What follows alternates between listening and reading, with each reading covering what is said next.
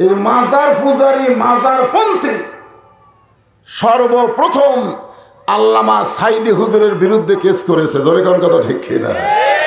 কারণ যিনি কোরআনের 50 বছর হক তাফসির করছে তার বিরুদ্ধে সর্বপ্রথম কেস করছে নাজমুল বশর, একটা ভণ্ড। কারণ জানে এই কোরআন যদি চালু হয় আমাদের তো ব্যবসা শেষ। এই কোরআন বাংলাদেশে চালু হোক, এর 1 নম্বর শত্রু হচ্ছে যারা দিনের ভোট রাতে করে। 29 তারিখে ভোট করে 30 তারিখে যারা ঘোষণা দেয় তারা কখনো চাবে না বাংলার জমিনে আল্লাহর কোরআন চালু হোক। ধরে কোন কথা ঠিক? এই কোরআনের 2 নম্বর শত্রু হলো ধর্ম নিয়ে যারা ব্যবসা করে। ধরে কোন কি নিয়ে? আমার দয়াল বাবার দরবারেতে কেউ ফিরে না খালি হাতে। এরকম ধর্মের ব্যবসায় আমাদের দেশে আছে না নাই? ওরা জানে যে কোরআন যদি চালু হয় আমাদের ব্যবসা শেষ। এই মাজার পূজারী মাজার পন্থী সর্বপ্রথম আল্লামা সাইদি হুজুরের বিরুদ্ধে কেস করেছে। জোরে কোন কথা ঠিক কিনা? কারণ যিনি কোরআনের 50 বছর হক তাফসির করছে তার বিরুদ্ধে সর্বপ্রথম কেস করছে নাজমুল বশর, একটা ভণ্ড। কারণ জানে এই কোরআন যদি চালু হয় আমাদের তো ব্যবসা শেষ। আর 3 নম্বর শত্রু হলো পুঁজিপতি, যারা ব্যাংকের টাকা লুট করে বিদেশে পাচার করে। আমার কথা কি বুঝতেছেন না? অজগবি দেশকে বলে দুর্ভিক্ষ হবে। আমাদের বাংলাদেশের আকাল দিয়ে পাখি উড়ে যাওয়ার সময় পায়খানা করলে মাটি পড়ার কিছুদিন পরে গাছ হয়, সেই দেশ কোনোদিন দুর্ভিক্ষ হবে না। জোরে কোন কথা ঠিক কি? মানে সব পাচার করতেছে এই পুঁজিপতিরা। কারণ ওরা জানে কোরআন যদি চালু হয় তাহলে সমস্ত ধনীদেরকে যাওয়া লাগবে গরিবের দরজায়। একটা গরিবও কারো ধনীর কাছে যাওয়া লাগবে না এই কোরআন যখন চালু হবে। সুবহানাল্লাহ। ধনীরা টাকার ব্যাগ নিয়ে এসে বলবে, ভাই আমার 100 টাকার মধ্যে তোর 2.5 টাকা হক রে, তুই যতক্ষণ টাকা না নিবি আমার টাকা হারাম। 1 কোটি টাকার মধ্যে 2.5 লাখ টাকা নিতে হবে, না নিলে আমার সব টাকা হারাম হবে। তখন গরিবেরা বলবে মাফ করো। ইয়াকা নাবুদু ওয়া ইয়াকা নাস্তাইন, আমরা যার গোলামি করি তার কাছে সাহায্য চাই, অন্য কারো কাছ থেকে টাকা নেওয়ার দরকার আমাদের নাই। সুবহানাল্লাহ। তখন এই পুঁজিপতিরা 7 দিন ব্যাগ নিয়ে ঘুরবে, একটা গরিবও দরজা খুলবে না। তো ওরা তো চাচ্ছে না যে বাংলাদেশ কোরআন চলুক, তাহলে আমাদের অবস্থা খারাপ হবে। বিল্ডিং ছাড়া গরিবের দরজা ঘোরা লাগবে। এই জন্য এরা হলো 3 নম্বর শত্রু। ধরে কোন কয় নম্বর? ওয়াল আসরি ইন্নাল ইনসানা লাফি খুসর। আল্লাহ তাআলা সময়ের কসম করলেন। আসর মানে সময়। আসর মানে কি? কারণ বর্তমানে বাংলাদেশে যে সময় চলতেছে খুব ভালো। মিশে মায়ায় বন্দি থাইকা করলাম কত খেলা, পশ্চিমে তাকিয়া দেখো তোমার সময়ের ডুইবা গেছে বেলা। খুব খেয়াল করবেন, সময় এমন একটা সময় আমরা বর্তমানে বাংলাদেশে বসবাস করতেছি, এমন একটা সময় খুব খেয়াল করবেন। সময়ের দাম আছে না নাই? ফুরে গেলে বুঝবেন। আমি যখন শেরপুরে ওয়াজ করছি এক সময়, সে কি ওয়াজ, সকালে করছি, দুপুরে করছি, সন্ধ্যায় করছি, রাতে করছি। আর এখন এক পলকের নাই ভরসা, মিশে সকল আশা, কখন বুঝি দারুণ ঝড়ে ভাঙবে তোমার বাসা। সময় থাকতেই কিন্তু দাম দেওয়া লাগবে। সময় ফুরা গেলে যতই কান্দাকাটি করি কোনো লাভ আছে? এই জন্য আল্লাহ সময়ের কসম করলেন। কারণ বর্তমানে এমন একটা সময় বাংলাদেশে চলতেছে যে সময় দোয়া দরুদ পড়ে পানির ঠোঁট দেওয়া বাচ্চা ভালো হয় না। এক মা আমার কয়েছে, হুজুর খালি কান্দে, একটু পানি পড়া দেন। পানি পড়া দিলাম, কান্না বন্ধ হয় না। কিছুদিন পরে এসে বলতে হুজুর তেল পড়া দেন। আমি তেল পড়া দিলাম, কান্না বন্ধ হয় না। একদিন ওই বাচ্চার মা বলতেছে আপনাকে দোয়ার মধ্যে বরকত নেই।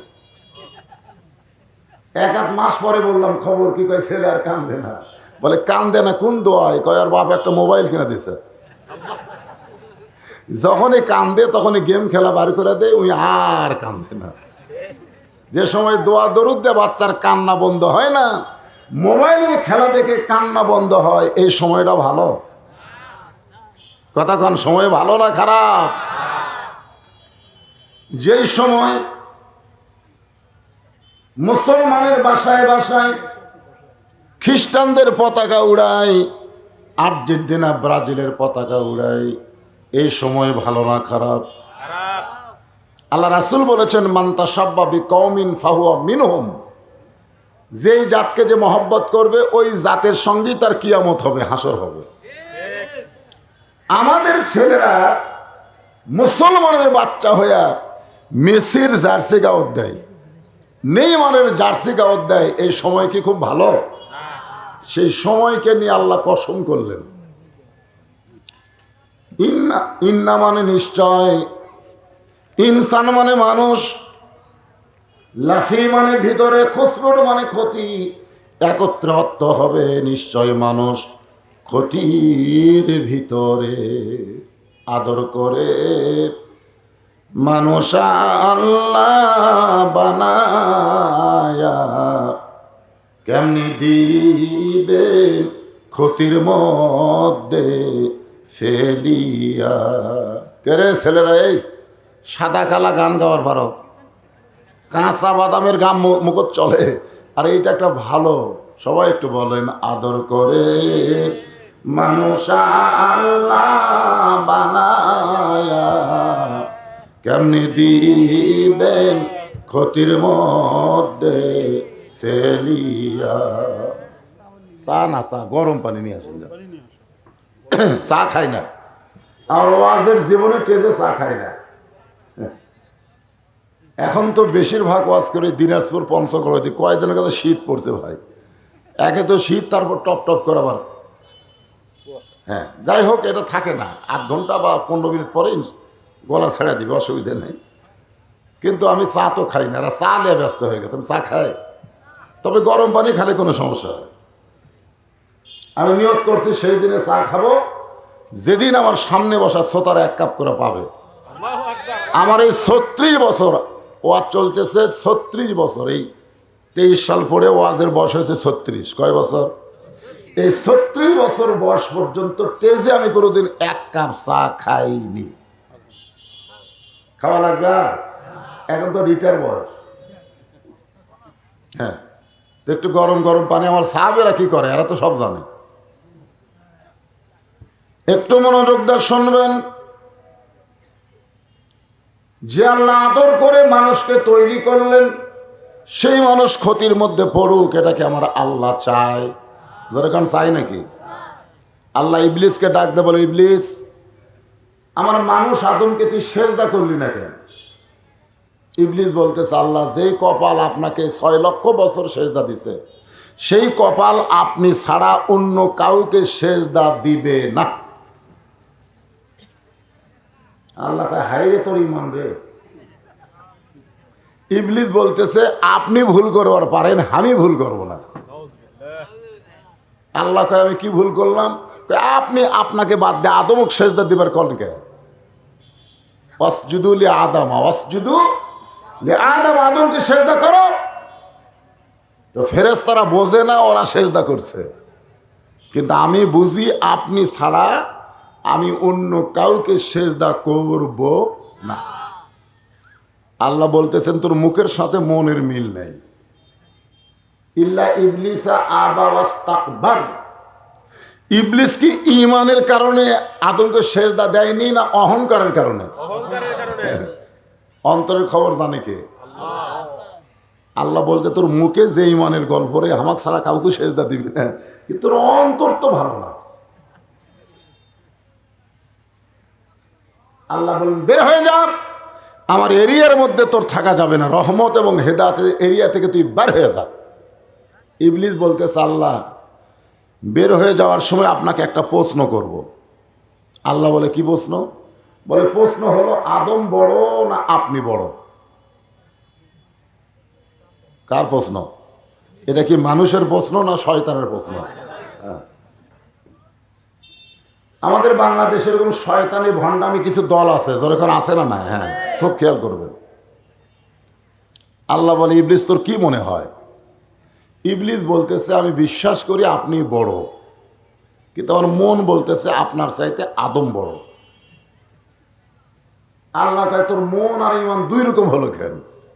বলে, আমার ইমানের কারণেই তো আপনাকে 6 লক্ষ বছর সেজদা দিছি, কিন্তু আমার মন বলতেছে একটা সেজদা করিনি, তার কারণে আপনি 6 লক্ষ বছরের সেজদা বাতিল করে দিলেন।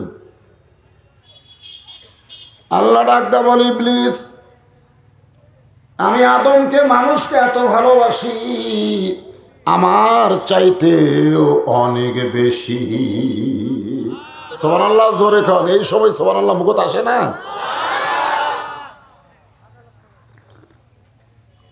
গরম পানি দেন তো, চার চাই তো গরম। আচ্ছা ঠিক আছে। আমি আদমকে এত ভালোবাসি, আমি আল্লাহর চাইতেও অনেক বেশি, যার কারণে তোর একটা সেজদা না দেওয়াতে আমি 6 লক্ষ বছরের সেজদা বাতিল করে দিয়েছি। আমাকে 6 লক্ষ বছর সেজদা দেওয়া তুই যতটুকু উপকার পেয়েছিস, এক সেজদা আদমকে না দেওয়ার কারণে তার চাইতে বেশি লানত পেয়েছিস। এখন আপনারা বলেন, আল্লাহ মানুষকে কম ভালোবাসে না বেশি বাসে?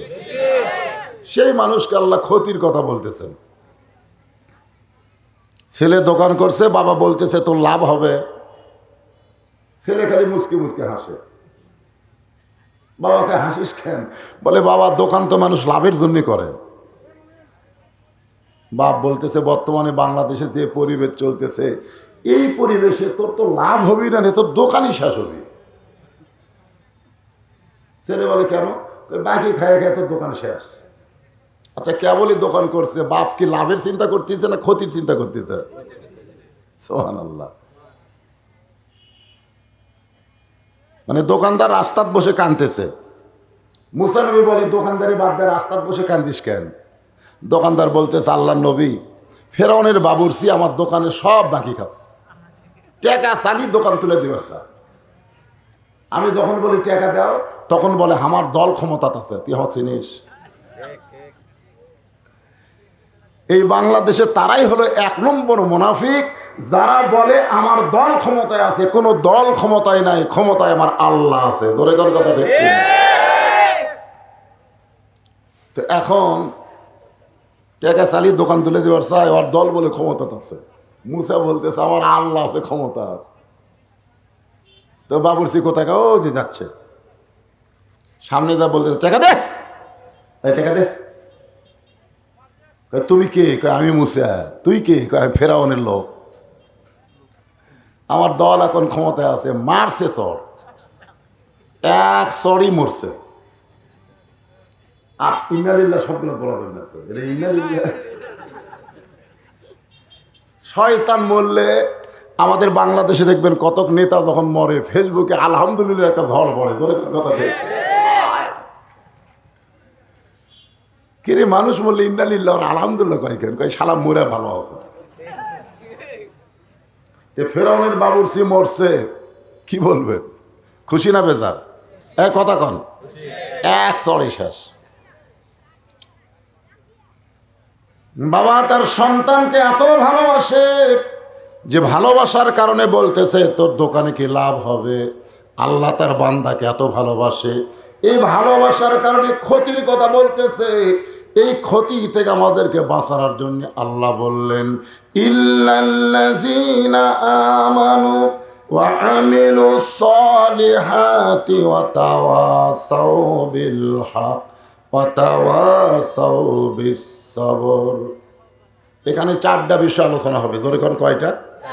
আমার হাতে ঘড়ি আছে, একেবারে আসরের নামাজের আগেই এই 4টা বিষয় নিয়ে আপনাদের সামনে আলোচনা হবে ইনশাআল্লাহ।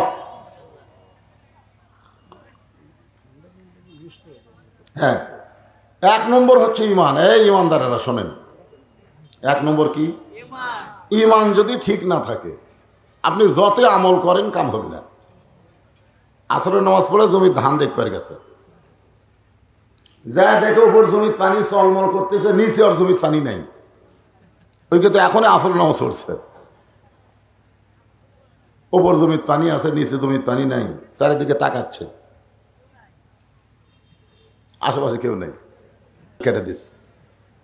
ওই পানি দিয়ে হাত ধসে ধুয়ে আবার দাঁড়ায় চারিদিকে তাকায় বলে আলহামদুলিল্লাহ, কেউ দেখেনি।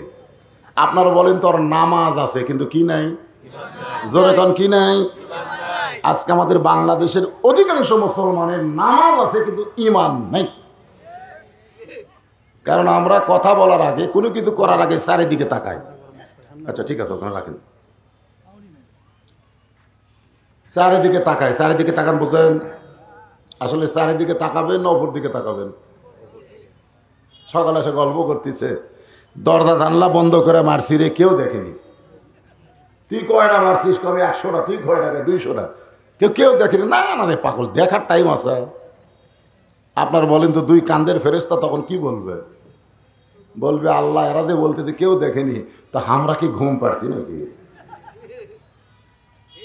যদি ফুলগুলো হয় অভিমানে ঝরে যায়, আমি মালা গেথে বলো কারে পরাবো, সে যে কেন এলো না, কিছু ভালো লাগে না, কবরে আসুক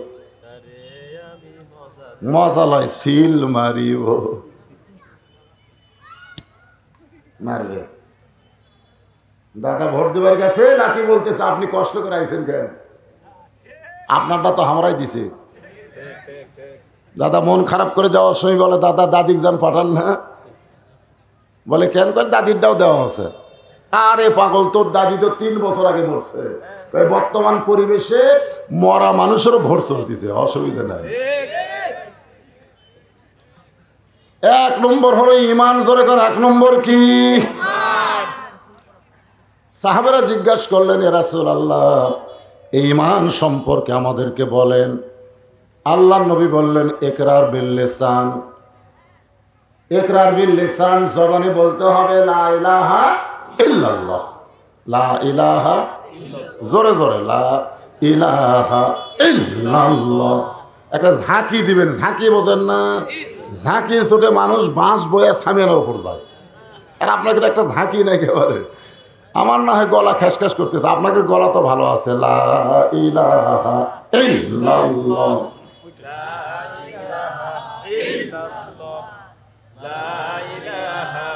লা ইলাহা ইল্লাল্লাহু মুহাম্মাদুর রাসূলুল্লাহ।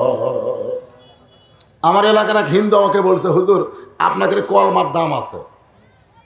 তা আমি কইলাম আপনি হিন্দু হয়ে মুসলমানের কলমার দাম কেমনি বোঝেন? বলে যুদ্ধের সময় এই কলমা সবসময় আমার মুখটা ছিল, লা ইলাহা ইল্লাল্লাহ, লা ইলাহা ইল্লাল্লাহ। আর্মিরা দেখি বলে বিলকুল ঠিক হয়, ঠিক হয়, ঠিক হয়।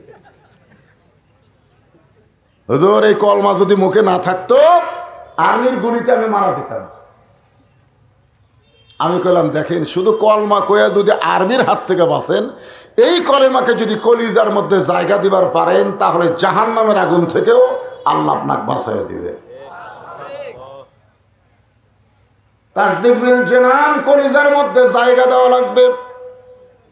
কলিজার মধ্যে কলেমাকে যারা জায়গা দিবে তারা কোনোদিন বাতিলের সঙ্গে আপোষ করবে। কলিজার মধ্যে ঈমানকে জায়গা দিলে জীবনের চাইতে তার ঈমানের গুরুত্ব বেশি হবে। বর্তমানে বাংলাদেশে আমাদের কাছে জীবনের দাম বেশি না ঈমানের দাম বেশি? কথা কয় না। ঈমানের দাম বেশি। এদের ভাই মুখ বন্ধ করা সেটাই ভালো, মানে কিছুই বলতেছে না। আপনার বলেন তো, কোনো কিছু না বলে মুখ বন্ধ করে থাকা, তার জেলও হবি না, জুলুম হবি না, সবাই বলবে চুপ থাকে। কথা ঠিক না, ওই চুপ। কিন্তু বাংলাদেশে জেল জুলুম হলো না চুপ থাকার কারণে। কিন্তু মরার আগে আল্লাহ তার মুখের জবান কেড়া নিবে, আর মুখে ঈমানের কলেমাও নসিব হবে না। এই জন্য জবান খোলা লাগবে। জোরে কোন কথা ঠিক না?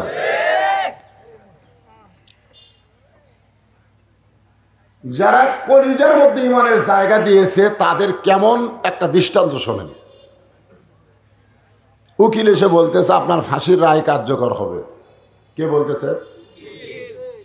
আপনার ফাঁসির রায় কিন্তু কার্যকর হবে, তবে আপনার বাঁচার একটা বুদ্ধি আছে, রাষ্ট্রপতির কাছে একটা দরখাস্ত লেখেন, রাষ্ট্রপতি দয়া করে যদি প্রাণ ভিক্ষা দেয় তাহলে আপনার আর কোনো টেনশন নেই।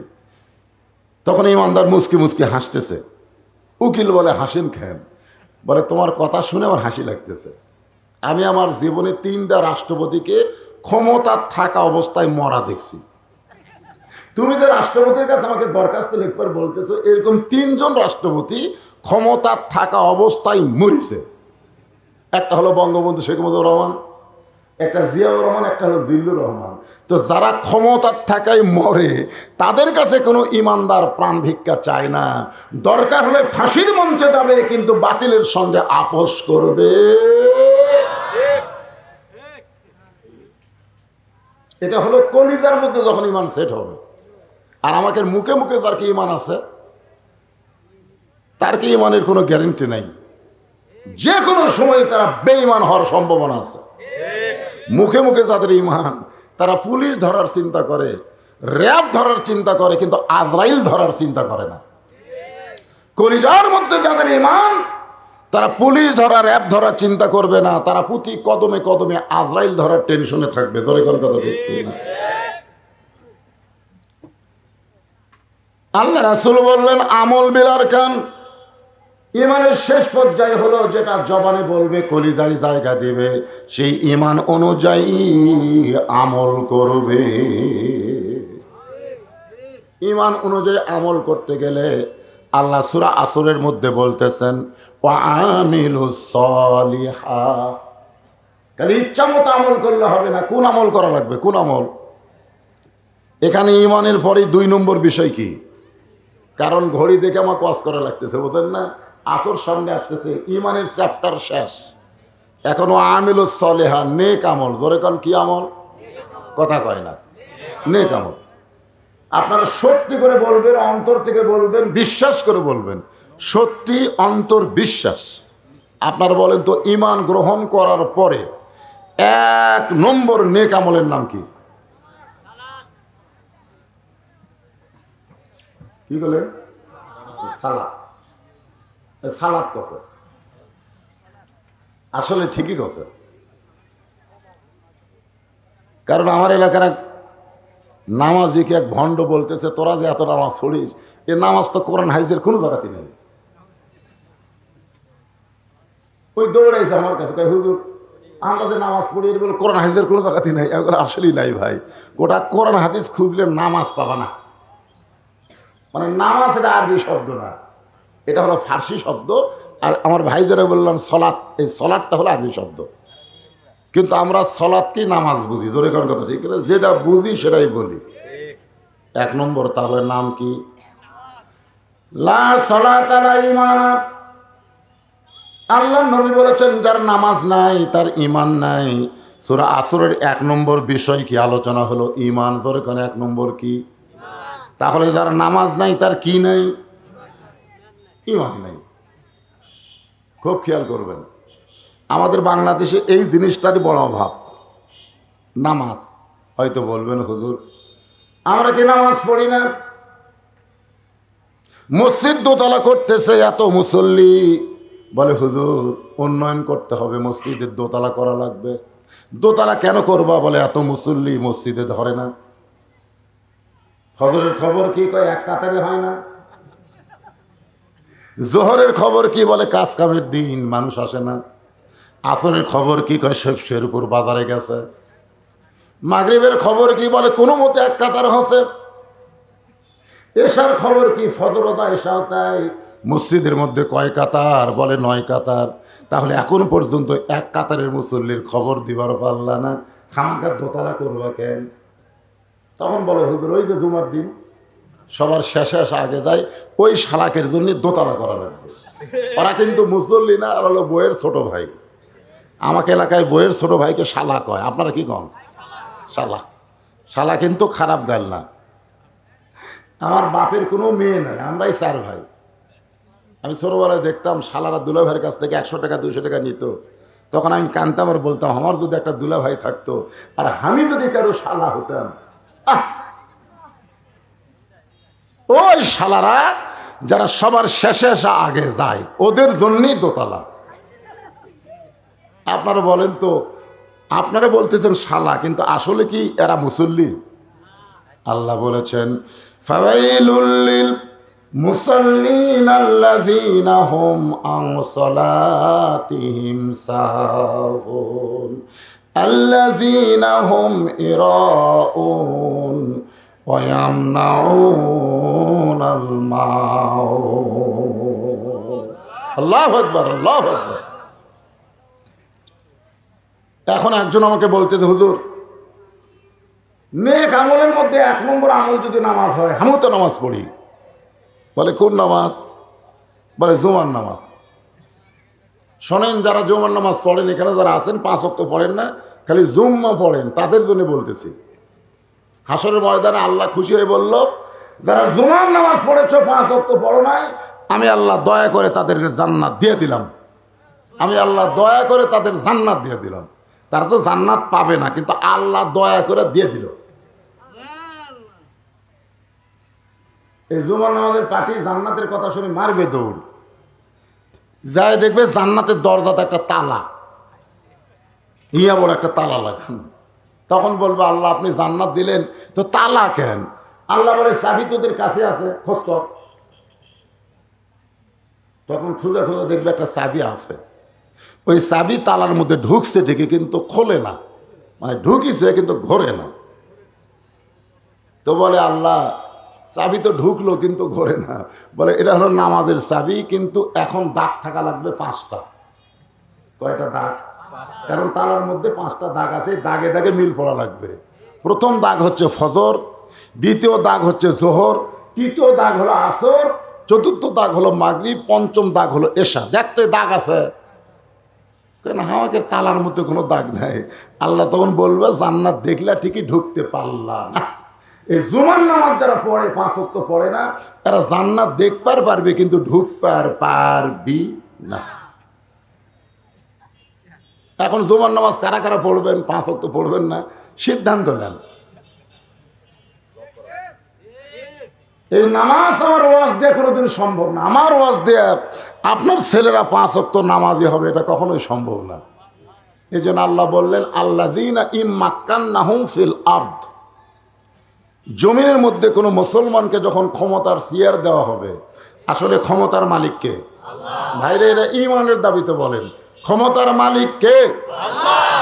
কিন্তু কাউকে যখন চেয়ার দেওয়া হবে তার 1 নম্বর দায়িত্ব হলো পদ্মা সেতু নির্মাণ করা, নাকি? 1 নম্বর দায়িত্ব কি? বাল্য বিয়া বন্ধ করা, মাদক মুক্ত সমাজ গড়া। 1 নম্বর দায়িত্ব, এগুলো একটাও না। 1 নম্বর দায়িত্ব হলো আকামুস সালাত, নামাজ কায়েম করা। এখন নেক আমলের মধ্যে 1 নম্বর নামাজ কেন বলা হলো? ইন্নাস সালাতা তানহা আনিল ফাহশাই ওয়াল মুনকার, একমাত্র নামাজই পারে মানুষকে যাবতীয় খারাপি থেকে বাঁচায়া দিতে। সুবহানাল্লাহ কর না কেন? কি হলো, কি হলো বাবা? আমি বলিনি, আপনি হয়তো তখন ছিলেন না। আমি যেভাবে বলছি যে রোহিঙ্গা মুসলমান জায়গা দিছি, এরা তো রোহিঙ্গা না, আমাকে ভাই, এদের জায়গা দেওয়ার জন্য একটু জমি বসেন তো ভাই, একটু জমি বসেন। ও আমিরুল সালেহের উপর আলোচনা চলতেছে, তারপরে ওয়াতাওয়াসাবিল হক ওয়াতাওয়াসাবিস সবর, এই 4টা বিষয় আলোচনা হবে। একটু জমে জমে বসেন, বসেন সবাই, জমে বসেন, জমে বসেন আর জিকির করেন লা ইলাহা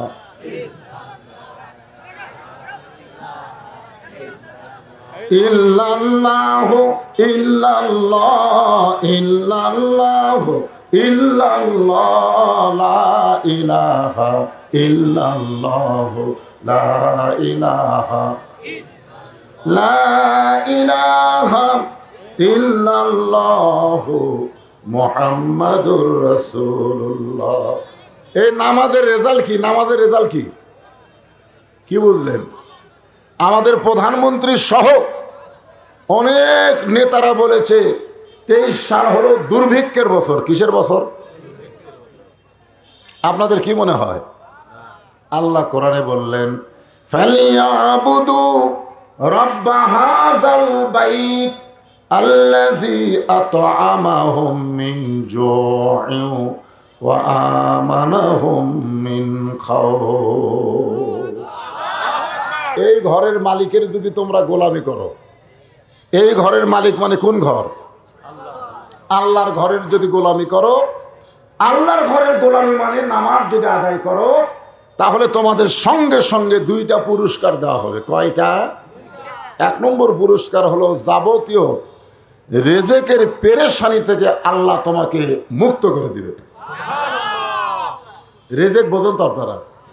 এখানে খালি খাদ্যর কথা বলা হয়নি, যতগুলো লাগবে সমস্ত রেজেকের পেরেশানি থেকে আল্লাহ তোমাকে মুক্ত করে দিবে। প্রধানমন্ত্রী রাজ্জাক না, রাজ্জাক হলো আমার আল্লাহ। ধরে কোন কথা ঠিক কিনা? ওমা মিন দাব্বাতিন ফিল আরদি ইল্লা আলাল্লাহি রিজকুহা। পৃথিবীতে এমন কোনো বিচরণশীল প্রাণী নাই যা রেজেকের ব্যবস্থা আল্লাহ করে না। তাহলে আমাদের বাংলাদেশের পাখি বিদেশে যাবে, দুর্ভিক্ষ হবে 23 সাল। আমাদের বাংলাদেশের গরু ছাগল সব বিদেশে যাবে। না রে বাবারে, এ দেশের তো থাকা যাবে না। কোনো গরুর কানে যদি কেউ কয় বাংলাদেশে দুর্ভিক্ষ হবি, গরু মাতালাটা বলবি তুই হলি গাধা। যারাই বলে বাংলাদেশ দুর্ভিক্ষ হবে এরা হলো গাধার দল। ধরে কোন কার দল? আর এরা বসে আছে সিয়ারত। একদিন ফেসবুকে দেখি সিয়ারত এক বকরি বসে আছে, একদম লেখছে নেতাকে সাইজ বর্তমান সিয়ার দেখো। সুবহানাল্লাহ। শোনেন, আল্লাহর ঘরের অর্থাৎ নামাজ যদি আমরা আদায় করি, 2টা পুরস্কার আল্লাহ সাথে সাথে দিবে। তার একটা পুরস্কার রেজেকের পেরেশানি আল্লাহ মুক্ত করে দিবে। 2 নম্বর, যাবতীয় ভয় থেকে, সমস্ত ভয় থেকে আল্লাহ তাকে পুরোপুরি নিরাপত্তা দিয়ে দিবে। ধরে কোন সুবহানাল্লাহ। পুরুষের জন্য 1 নম্বর হলো নামাজ।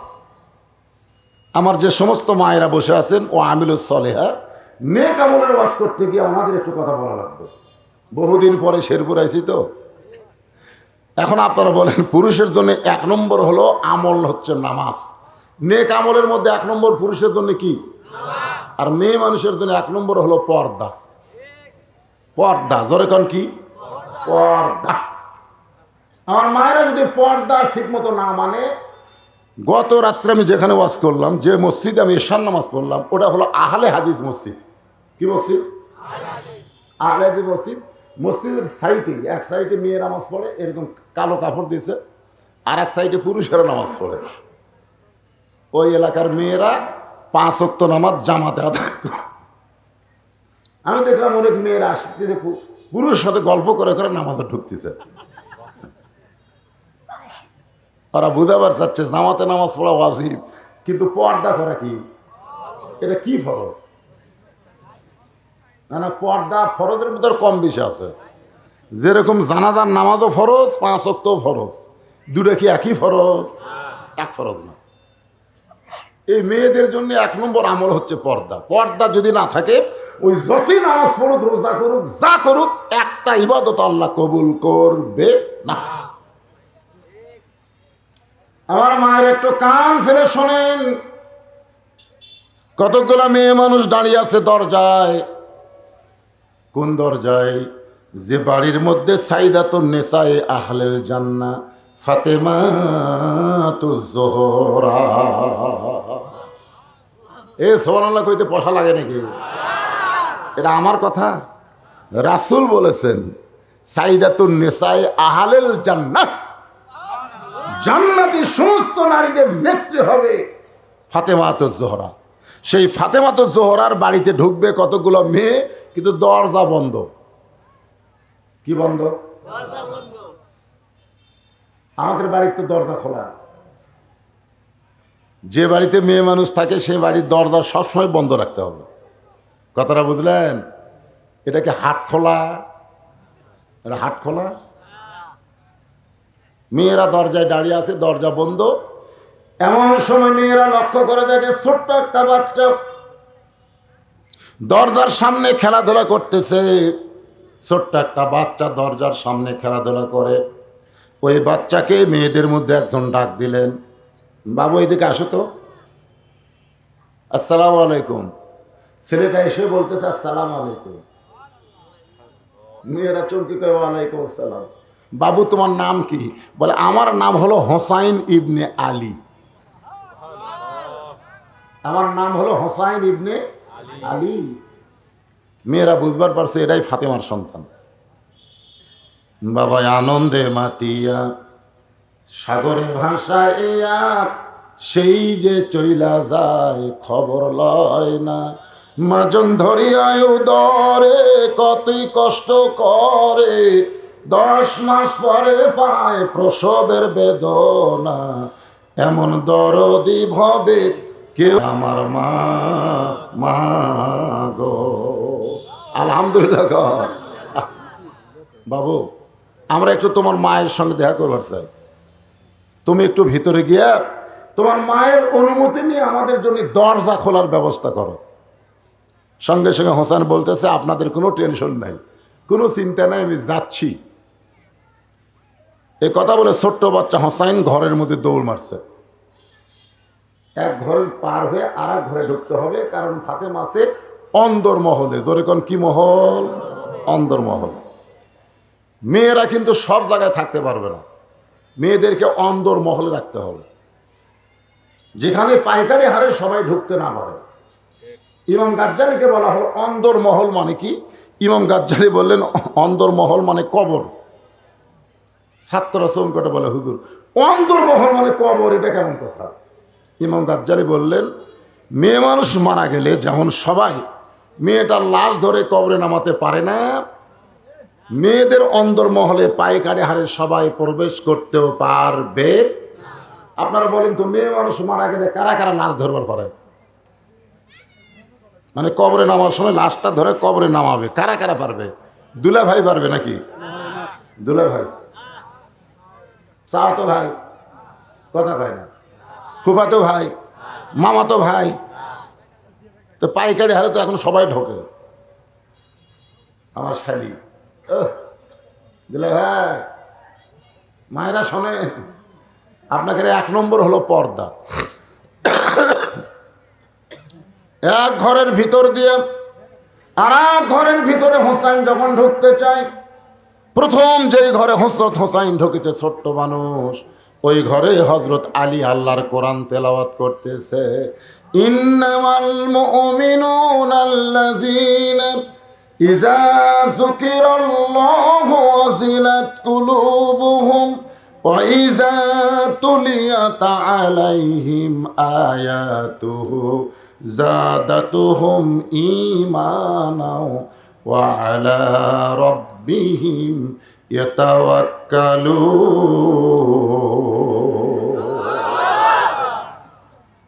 হযরত আলী কি পড়তেছে? কোরআন তেলাওয়াত করতেছে। এমন সময় হোসাইন বাহির থেকে দৌড়ে মায়ের ঘরের দরজায়, সঙ্গে সঙ্গে হোসাইন হযরত আলী কোরআন তেলাওয়াত বন্ধ করে দিলেন। শোনেন, সঙ্গে সঙ্গে হযরত আলী কোরআন তেলাওয়াত বন্ধ করতে বললেন থাম। সুবহানাল্লাহ বলবেন না? আপনি নিজে ফজরের নামাজ পড়বার মসজিদে যাচ্ছেন, হযরত আলী কেন কোরআন তেলাওয়াত বন্ধ করলেন? তার সন্তান কি করতেছে এটা বাবা হিসাবে তার দেখার দায়িত্ব আছে না নাই? দরকার আছে না নাই? বারা খেলাধুলা করতেছে আলহামদুলিল্লাহ, ঘরের মধ্যে ঢুকাই মায়ের ঘরে ঢুকবার চায়। এই জন্য হযরত আলী বললেন থাম, কারণ প্রত্যেকটা বাবাকে তার সন্তান সম্পর্কে জিজ্ঞাসা করা হবে। আপনার কি মনে করছেন আপনার ছেলে 3টা পর্যন্ত বিশ্বকাপের খেলা দেখলো আর ফজর আজানের সময় ল্যাপের মধ্যে ঢুকলো, আপনি মনে করছেন আমি নামাজ পড়া জান্নাত যাব? জান্নাত কি আপনার মামার বাড়ি নাকি? মামার বাড়ি? বাবা চিন্তা করে ছেলে আমার 3টা পর্যন্ত হয়েছে করলো, আর সালাত খায়ের নাম শোনার পরে ছেলে কোথায় গেল রে? জান্নাতে ভুলকি দিয়ে দেখে পাও নাই মাথাও নাই, ল্যাপের তলে মনে হয় চাউলের বস্তা ঢাকাতে হচ্ছে। দরকার কিসের বস্তা? এই দৃশ্য দেখার পরে বাবা যদি মসজিদে যায়, বাবার নামাজ হবে না, হবে না। আপনি লেখালেন হবে না। এই দৃশ্য দেখার পরে আপনার কিছু একটা করা লাগবে। কি করবেন? আস্তে করে বিলাইয়ের মতন ঘরের দরজা খুলে কম্বল টান দিবেন। কম্বল টান দিয়ে বাবা বলতে আফসোস,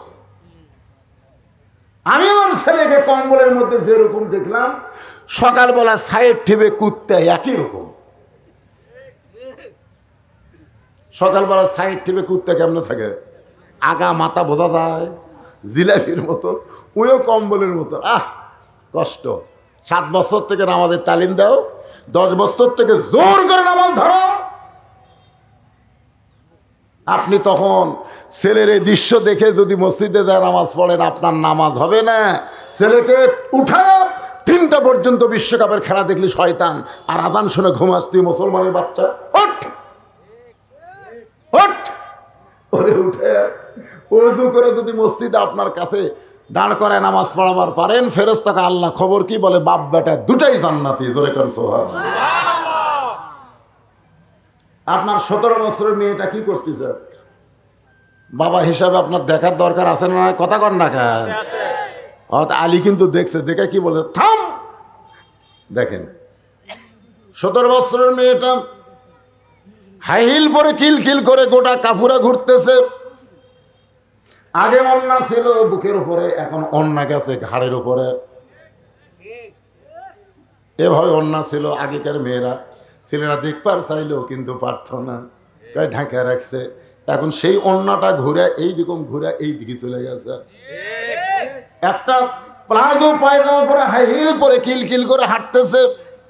বাবা হিসাবে আপনার দেখার দরকার আছে না নাই? আল্লাহর নবী দেখছেন 9 বছরের মেয়ে ফাতেমা হাতের মধ্যে চুরি দিয়ে মুচকি মুচকি হাসতেছে। নবী ঘরের মধ্যে এসে বলতেছে, মা দেখি তো কি সুন্দর লাগতেছে। এই কথা আল্লাহর নবী বলে নাই। নবী ওইটা দেখার সঙ্গে সঙ্গে আর ঘরের মধ্যে ঢুকলেন না।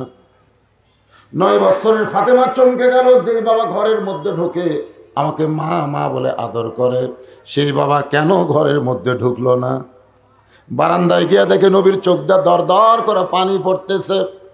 ফাতেমা বলে, কি দুঃখ আপনার মনে এমন করে কান্দেন? আল্লাহ রাসূল বলে, ফাতেমা যে দুনিয়াতে সাজবে মা, আল্লাহ তার আখিরাতের সাজ কমায়া দিবে। সঙ্গে সঙ্গে ফাতেমা হাতের চুড়ি খুলে মাটির ফাইলা দিলেন। নবী দৌড়ে গিয়ে চুড়ি 2টা করে জামার পকেটের মধ্যে ঢোকালেন। ফাতেমা বলে, বাবা যেই চুড়ি হাতে দেওয়ার কারণে আপনি রাগ করে ভিতরে ঢুকলেন না, সেই চুড়ি ফাইলা দিলাম, আপনি কেন কুড়ে পকেটের মধ্যে নিলেন? রাসূল বলে, ফাতেমা তুই আমার কাছে আয়। যেই কাছে আইছে আল্লাহ নবী বললেন, একদিন তোর নাকে ফুল পরানো হবে, একদিন তোমার কানে দুল পরানো হবে, গলাত মালা দেওয়া হবে। ফাতেমা বলে, বাবা কবে কবে? আল্লাহ নবী বললেন, ধৈর্য ধরো, যেদিন তোমার বিবাহ হবে। মেয়েরা কেবলমাত্র এক পুরুষের জন্য সাজতে পারবে, সেই পুরুষটা হলো তার স্বামী। স্বামী ছাড়া অন্য কোনো পুরুষের জন্যে মেয়েদের সাজগোজ করা জায়েজ নাই। নবী হয়ে যদি তার মেয়েকে এরকম শিক্ষা দেয়, আর আমরা নবীর উম্মত, আমাদের খেয়াল করার দরকার আছে না নাই? জোরে করে আছে না নাই? আলী বলতেছেন, খেলাধুলা করতেছিলি বাহিরে, ভালো কথা, খেলাধুলা বাদ দিয়ে দৌড়ে এসে মায়ের ঘরে ঢুকতেছিস কেন? হোসেন বলতেছে, আব্বু কতগুলো মেয়ে মানুষ দরজার দাঁড়িয়ে আছে, তারা আমার মায়ের সঙ্গে দেখা করবে। আমি আইসি মা ঢোকার অনুমতি দিবে কিনা, দরজা খোলার অনুমতি দিবে কিনা, সেই অনুমতি জানার জন্যে। আলী বলতেছেন, পাগল শোন, মেয়েদের জন্য যদি তোর মায়ের কাছে অনুমতি লাগে, তাহলে তোর জন্যও তোর মায়ের কাছে অনুমতি লাগবে। কারণ তোর এখন বয়স কত? তোর কয় বছর বয়স? তখন স্যার বলতেছে, আমার বয়স কত এটা আপনি ভালো জানেন। বলে, এই জন্যই তো তোর থামাসি। না কেন? আমি জানি বলেই তো তোর থামাসি রে পাগলা। কারণ 2 বছর 24 মাস বয়সের বাচ্চা যদি আপনার কাছে থাকে, বউ থাকে, আপনি বাচ্চা চেতন থাকলেও বউকে আদর করবার পারবেন, কোনো সমস্যা নাই। কারণ 2 বছরের বাচ্চারা খালি দেখবি আর হাসবি, কিন্তু বুঝবার পারবি না। কিন্তু যখনই 25 মাস হবি, 2 বছর অতিক্রম করবি, তখন বাচ্চা চেতন থাকা অবস্থায় আপনার বউকে আপনি আদর করতে পারবেন না। কারণ বাচ্চা খালি দেখবি না, ওটা মেমোরির মধ্যে লোড করবি। বেড়া সে বলতে পারে, আব্বা তাই মাকসাবা ধরছিল রে, বলবার পারে। তাহলে কি বুঝলেন? আমার হালাল বউ, হালাল বউ রে, আমার হালাল বউ 2.5 বছরের বাচ্চা চেতন থাকলে আমি আদর করতে পারবো না। এটার নাম হলো ইসলাম। 14ই ফেব্রুয়ারি ইসলাম না রে, কাতি মাসে কুত্তের মতন জোড়া লাগা, এটার নাম ইসলাম না। যেখানে সেখানে পার্কে, কলেজ, ভার্সিটিতে, যেখানে সেখানে দেখবেন ছেলে আর মেয়েরা জোড়াজুড়ি লাগবে, জোড়াজুড়ি। এই বাংলাদেশে জোরে কোন কথা ঠিক কিনা? ভ্যালেন্টাইন ডে, ভালোবাসা দিবস পালন করবে। ইসলাম কত সুন্দর সাম্যের ধর্ম। সুবহানাল্লাহ। 2.5 বছরের বাচ্চা ঘরের মধ্যে আছে, আমার হালাল বউ যে একটা চুমা খামো সেই সুযোগও নাই। যদি খুব আদর করে মন চাক বার করে দেওয়া লাগবে, না হয় ঘুমের মধ্যে রাখা লাগবে। এখনকার ঘুমও বিশ্বাস নেই, অনেক ছেলেরা ঘুমের অভিনয় করে। তোর এখন কথা ঠিক কিনা? আলী বলতেছেন তোমার বয়স হলো 4 বছর। 4 বছরের বাচ্চা যখন তখন মায়ের ঘরে ঢুকতে পারবে না। মায়ের ঘরে ঢুকতে গেলে অনুমতি লাগবে। বলতে হবে মা আমি হোসাইন তোমার ঘরে ঢুকতে চাই। ফাতেমা বলতেছে 2 মিনিট পরে আয়। 2 মিনিট পরে আয়। এখন পোশাক আশাক আমার যেমন আছে, তুই ঢুকলে আমার শরম লাগবে। সুবহানাল্লাহ কর না কেন? আবার যদি মেয়ে বড় হয়, তখন বাবা যদি মেয়ের ঘরে ঢুকবার চায়, তখন কিন্তু অনুমতি লাগবে। আপনার কি মনে করছেন যে মেয়েকে আপনি কোলে কাকালে বড় করছেন, সে মেয়ে এখন 12 বছর আছে, ঘরের মধ্যে আছে, আপনি ইচ্ছা মতো ঘরে ঢুকতে পারবেন না। ঢুকবার গেলে মেয়ের অনুমতি লাগবে। সুবহানাল্লাহ খান, সুবহানাল্লাহ খান। কত সুন্দর ইসলাম দেখছেন। আপনি যে মেয়েকে বুকে নিছেন, আমি যে মেয়েকে বুকে নিয়ে ঘুম পাড়ছি, এখন সেই মেয়ে আমার ঘরে ঢুকতে শরম করে। আব্বু আব্বু আমি ঢুকতে পারছি, আয় মা আয় আয় আয়, কি আদর রে, বুকো চাপাইলে ঘুম পাড়ছি রে। সুবহানাল্লাহ। এইমাত্র জোহরের নামাজ আদায় করে আল্লাহ নবী ফাতেমার বাড়ির দরজায় ডাকতে বললেন, ফাতেমা সকাল থেকে আমি তোকে দেখিনি মা, তোর মুখটা একটু দেখবার চাই। ফাতেমা দরজা থেকে বললেন, বাবা এখনকার মতন ফেরত যান, এখন আপনার জন্য দরজা খোলা যাবে না। আল্লাহ রাসূল কিছুই না বলে ফেরত গেলেন। যেই নবীর জুতার পরশে আল্লাহর আরশ ধন্য হয়ে যায়, সেই নবীকে ফাতেমা ফিরাইয়া দিলে। আসরের নামাজের পরে আল্লাহ নবী চুপি চুপি ফাতেমার দরজায় সালাম দিয়ে বললেন, ফাতেমা জোহরের সময় আমারে ঘুরাই দিছিস মা, তোর মুখটা না দেখলে আমার কলিজায় শান্তি হয় না, একটু দরজা খুলে দে, আমি তোর মুখ দেখবার চাই। ফাতেমা দরজা থেকে বলে, বাবা আপনার মেয়ে এখন বড় হয়েছে, যতবার আপনি আসবার চাবেন ততবার দরজা খোলা যাবে না। আমার পরনে এমন একটা কাপড় আছে বাবা, যে কাপড় পরে আপনার জন্য দরজা খুলতে আমার বড় শরম হয়। আল্লাহ নবী সঙ্গে সঙ্গে গায়ের চাদর টান দিলেন, এক টানে চাদর জানলার কাছে যে বললেন, মা এই চাদরটা পরে তুই আমার জন্য দরজা খুলে দে। ফাতেমা বাবার চাদর পরে দরজা খুলে দেয়। নবী তাকায় দেখে ফাতেমা নিচের দিকে তাকায় কাঁদতেছে। আল্লাহ রাসূল বলে, ফাতেমা মুখ তুই কি একবার আমার দিকে তাকাবে না? ফাতেমা বলতেছে, বাবা আপনার গায়ের চাদর পরে আমার খুব শরম লাগতেছে বাবা, আপনার চেহারার দিকে তাকাইতে আমার বড় ভয় লাগতেছে। রাসূল বলে, ফাতেমা রে তুই আমারে না দেখলে কি হবে মা, আমি তোর চেহারার দিকে তাকাই দেখলাম তোর চোখে তুই সুরমা ব্যবহার করছিস, এত সুন্দর লাগতেছে। ফাতেমা বলে, বাবা ওই আল্লাহর শপথ করে বলতেছে আমি চোখে সুরমা দেইনি, কারণ দুনিয়ার সাজগোজ আমার পছন্দ নয়। 3 দিন হলে না খাওয়ার কারণে আমার চোখে কালিমা পড়ে গেছে বাবা। সঙ্গে সঙ্গে নবী ফাতেমার হাতটা ধরে বললেন, মা 33 বার সুবহানাল্লাহ, 33 বার আলহামদুলিল্লাহ, 34 বার আল্লাহু আকবার আমল কর, এ কষ্টের দুনিয়া তোর সাঙ্গ হবে, 8টা জান্নাতের মালিক আমার আল্লাহ তোকে বানায়া দিবে। আলী বললেন, হোসাইন যখন তখন মায়ের ঘরে ঢুকতে পারবা না, আসো আমার কাছে। হোসাইন যে হত আলীর কাছে আইছে, হত আলী কি পড়তেছিল? জনগণ কি পড়তেছে? হোসাইনকে বলতেছে, কোরআন ধরো ধরো। হোসাইন বলতেছে, দেন। না ছোট্ট একটা বাচ্চা 4 বছর বয়স, তাকে হযরত আলী বলতেছে কোরআন ধরো, হোসেন বলতেছে দেন। আলী আসমানের দিকে তাকায় বলে আল্লাহ, সোহান আল্লাহ। 4 বছরের বাচ্চা কোরআন ধরবার চায়। আলী বুঝবার পারছে এরা সাধারণ সন্তান না, এরা জন্মের সময় পবিত্র হয়ে জন্ম নিয়েছে। সুবহানাল্লাহ কোন না কেন? আর আমাকে রে 7 বছরের সন্তান খাড়া হয়ে পেশাব করে, বসেই না। আমি এলাকার প্রাইমারির কোনো ছাত্র আজ পর্যন্ত বসে থেকে পেশাব করা দেখিনি আমার এলাকায়। খাড়া হয়ে পেশাব করে, খাড়া হয়ে পেশাব করে। একজনকে বললাম, কিরে দাঁড়ায় পেশাব করিস কোন ক্লাসে? কোয়ানি পড়ি। তোর স্যার তোকে শিখাইনি যে কেমনে পেশাব করা লাগে?